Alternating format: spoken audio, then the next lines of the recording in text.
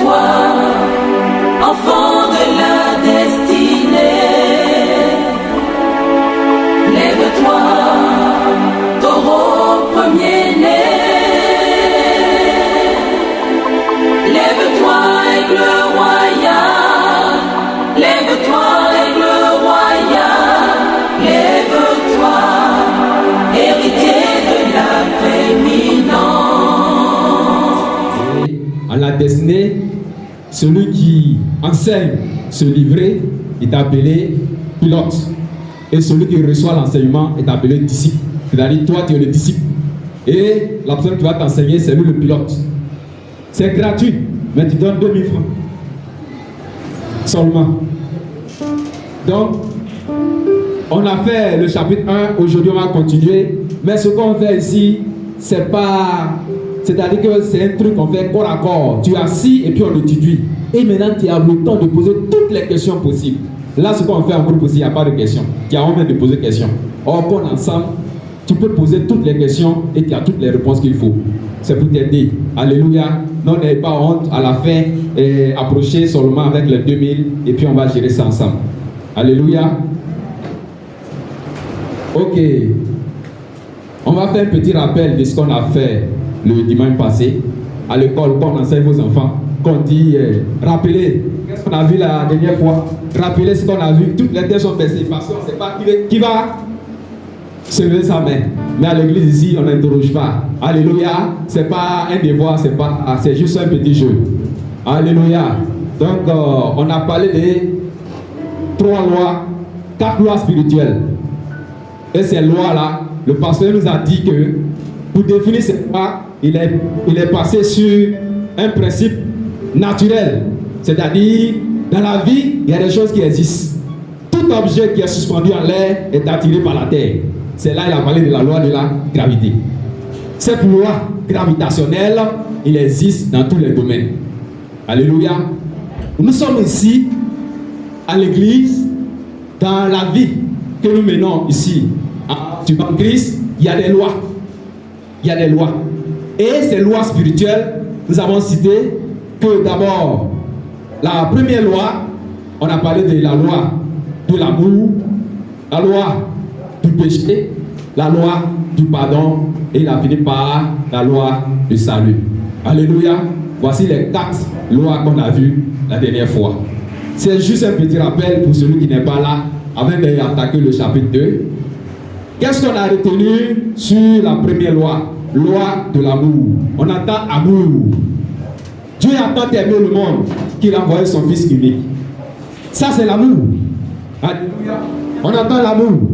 Donc, dans cette loi d'amour, le pasteur nous a dit que Dieu, il veut avoir une relation directe désormais avec toi.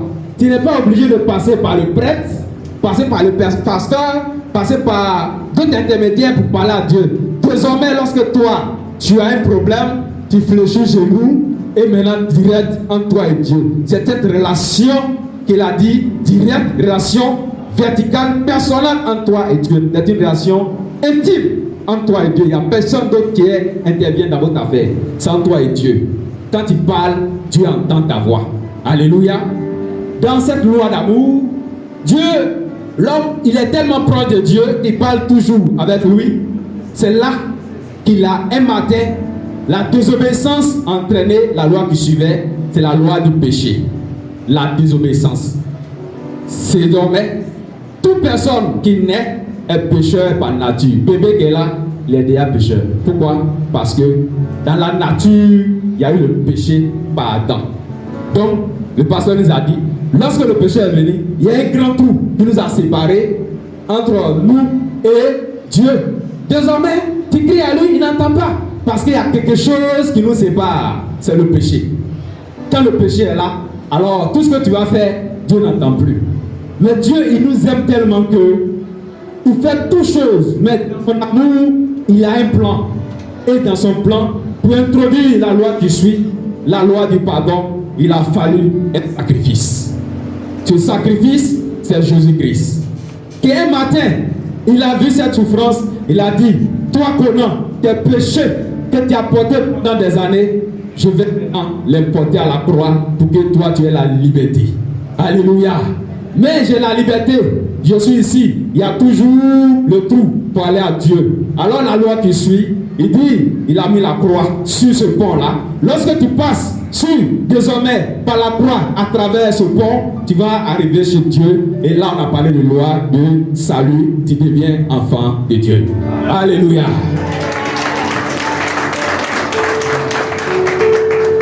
Tu deviens enfant de Dieu. Aujourd'hui, quand tu deviens enfant de Dieu, quelle est la suite? Tout le monde dit, moi je suis enfant de Dieu. Mais on a dit, c'est un chemin, on devient. On n'est pas enfant de Dieu, mais on devient enfant de Dieu lorsque nous acceptons Jésus-Christ. C'est la seule condition pour devenir enfant de Dieu. Alléluia. Donc, bien aimé, c'est ces choses-là que nous voulons t'apprendre dans ça. C'est-à-dire, dans la vie, tu entends les choses, c'est pas tout, tu vas penser que c'est juste. C'est tiré où? On dit quoi? Donc il faut venir apprendre. Il y a des versets bibliques. À l'appui de ça, tu vas comprendre que ça c'est vrai, ça c'est pas juste. Voilà comment on doit marcher. Et puis les choses deviennent faciles. Alléluia. Quand on devient enfant de Dieu, qu'est-ce qui se passe? C'est ce qu'on va faire aujourd'hui. C'est le chapitre 2 qui se trouve dans ce livret. Pour montrer à tout le monde que tu es devenu enfant de Dieu, il y a un seul chemin. C'est le chemin du baptême. Pour montrer publiquement, moi désormais, je suis devenu enfant de Dieu, c'est par les eaux du baptême. Alors nous allons expliquer qu'est-ce que c'est le baptême. Alléluia. Quelqu'un me suit? Alléluia. Quelqu'un me suit? Que le nom de l'Éternel soit béni. Donc nous allons expliquer un peu le baptême. Je suis devenu enfant de Dieu.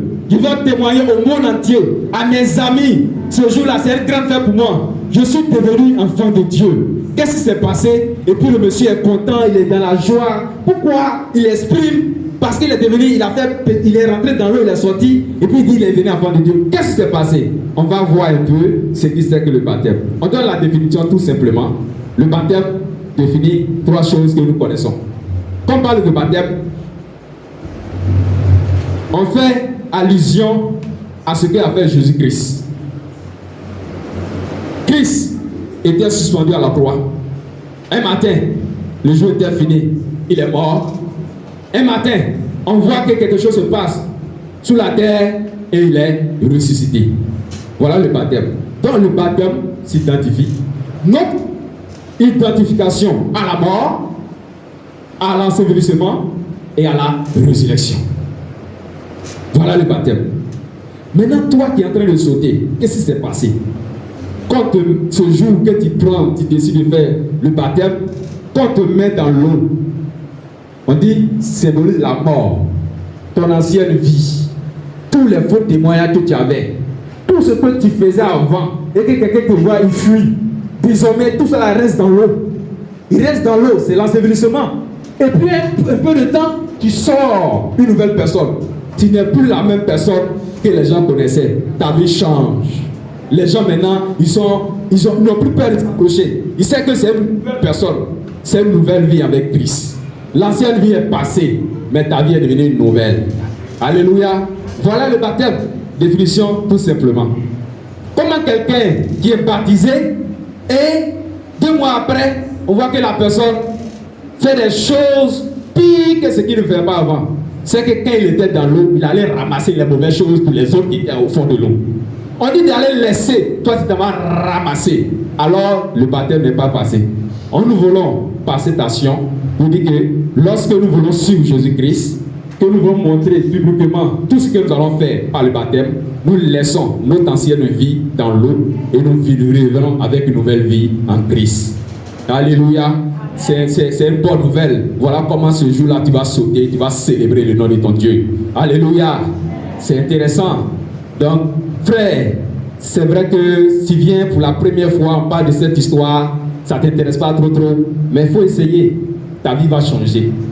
Ta vie va changer et tu ne seras plus la même personne. Tu vas voir qu'il y a des choses que, quand tu donnes ton cœur à quelqu'un, par l'amour, quand tu donnes ton cœur à quelqu'un, il y a des choses que tu peux laisser facilement. Alléluia. La chose que tu peux laisser facilement. Ça ne te dit rien de laisser la cigarette. Ça ne te dit rien de laisser, en tout cas, de laisser les choses que tu faisais avant, de les laisser facilement, sans pression. On ne te force même pas. Toi-même, si ton habillement, avant tu t'habillais n'importe comment pour t'exposer, pour que les gens puissent te remarquer, bien ceci, mais c'est toi-même qui t'arranges sans qu'on te dise fais ceci. Parce qu'il y a un changement. Alléluia.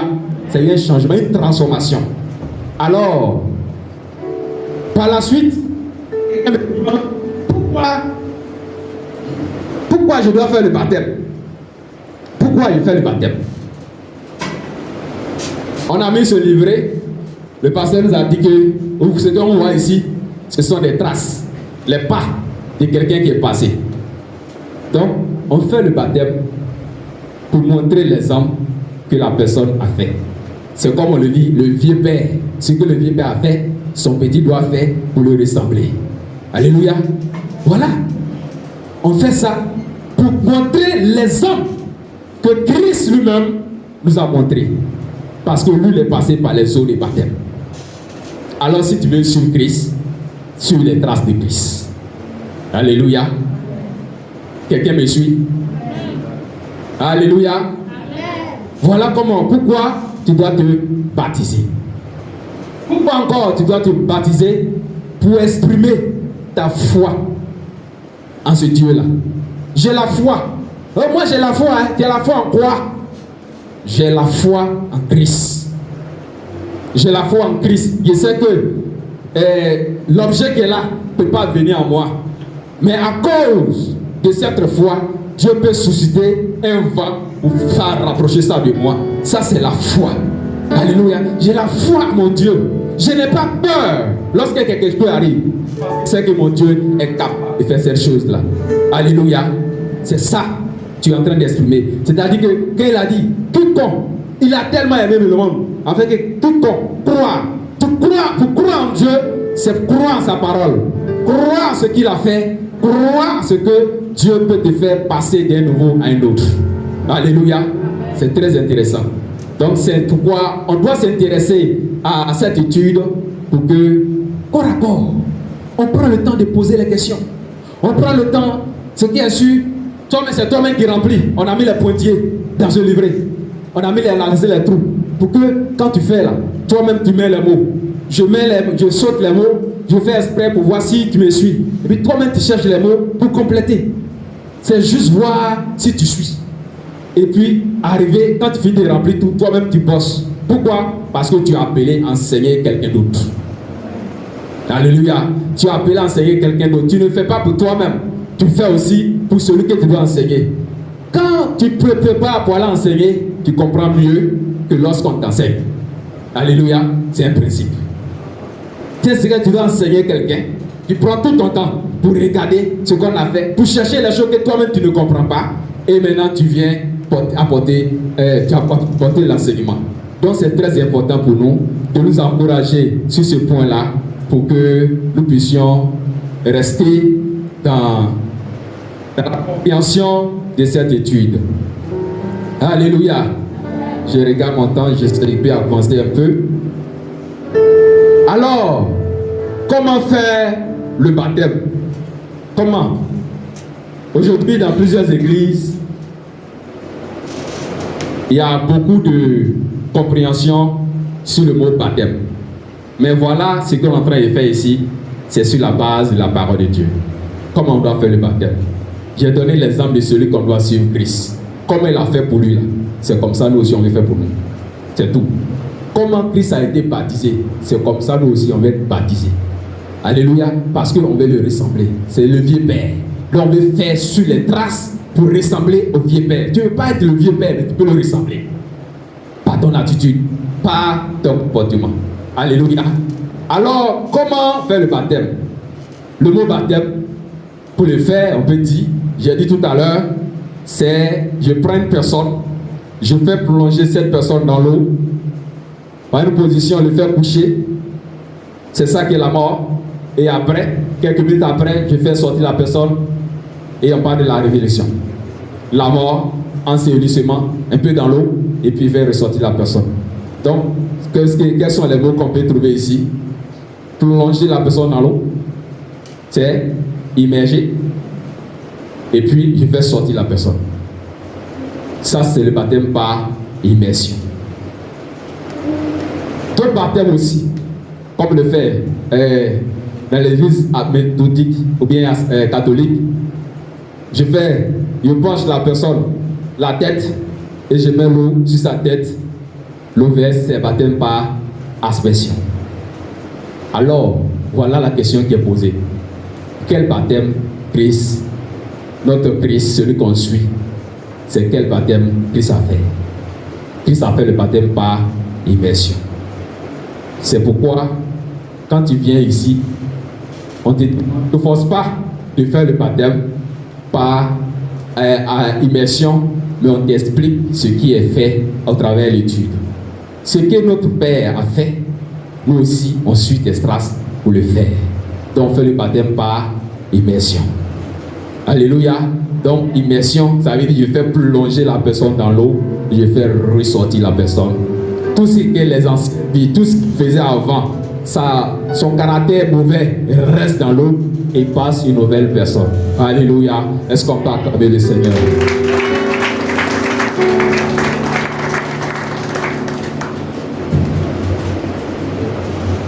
Nous allons bénir le nom du Seigneur et prier pour celui qui ne se sent pas bien.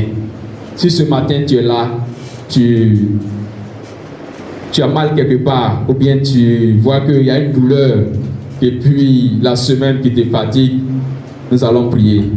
L'étude, nous allons poursuivre encore le dimanche prochain. Donc, on ne fait pas tout pour te dire, pour faire avec ton pilote. Ton pilote, il a des choses qui t'a réservé. Il va bien t'expliquer. Ce qu'on fait ici, c'est comme l'introduction. On parlait pour aller, pour t'amener à acheter toi-même, pour bien comprendre ce qui est dedans. Alléluia. Est-ce qu'on peut acclamer le Seigneur? Seigneur, merci. Nous allons prier. S'il n'y a pas de malade ici, nous allons prier pour notre Père. Notre Père, celui-là même qui est le Père fondateur de l'Église, la maison de la destinée. Que par sa vision, aujourd'hui nous sommes ici, il a besoin de notre assistance par notre prière. Alléluia. Donc, tu es en train de prier, demande au Seigneur de se souvenir de la vie des pères. Alors, nous allons prier pour toutes ces personnes qui ne se sentent pas bien ce matin. Et ils vont la voir et prier ensemble. Seigneur, merci pour cette occasion que tu présentes. Afin que, Seigneur, tes enfants, ô Dieu de gloire, que dans leur corps, ils trouvent une force étrangère, manifestée, Seigneur, par la douleur ou la maladie. Nous invoquons l'autorité de ton nom sur leur vie. Et que ces personnes reçoivent la guérison maintenant. Reçoivent la guérison maintenant. Parce que c'est toi, Dieu. Oh Seigneur, tu as manifesté cette puissance à la croix, emportant tout ce qu'il était Dieu, et aujourd'hui comme souffrance, comme douleur, comme maladie, afin que Seigneur, ton Fils retrouve la guérison, retrouve la liberté. Je déclare dans le nom puissant de Jésus-Christ que la guérison se positionne maintenant et que Père, que tout ce qui est source de maladie disparaisse. Parce que tu es le Dieu tout-puissant, tu manifestes ce pouvoir, que ton sang, purifie la vie de ces personnes. Et que la maladie, la source de cette maladie, soit totalement anéantie, soit totalement détruite dans le nom puissant de Jésus-Christ. Merci pour la vie que tu communiques en eux, pour la force que tu leur communiques maintenant, pour ce que Seigneur, tu renouvelles la force de tes serviteurs et que la santé soit les partages pour l'éternité dans le nom puissant de Jésus-Christ. Père, prions Seigneur de te souvenir de la vie de ton serviteur Joshua Wako et que Seigneur, toi qui es le Dieu qui a appelé, toi qui es le Dieu qui a tout le pouvoir, Seigneur, quelle que soit la position de ces microbes, quelle que soit la source, Seigneur, de ces microbes, qu'ils soient infectés, Seigneur, dans ces organes, Je déclare, je prie dans le nom puissant de Jésus-Christ que les effets disparaissent maintenant. Car ton sang vient purifier ses organes. Que ton sang vient purifier sa vie. Et que sa vie soit totalement libre. Au nom puissant de Jésus-Christ, de toute douleur, de tout souffle de maladie. Merci Seigneur parce que tu l'as accompli. Que gloire et honneur te reviennent dans le nom puissant de Jésus. Amen. Alléluia. Est-ce qu'on peut acclamer le Seigneur?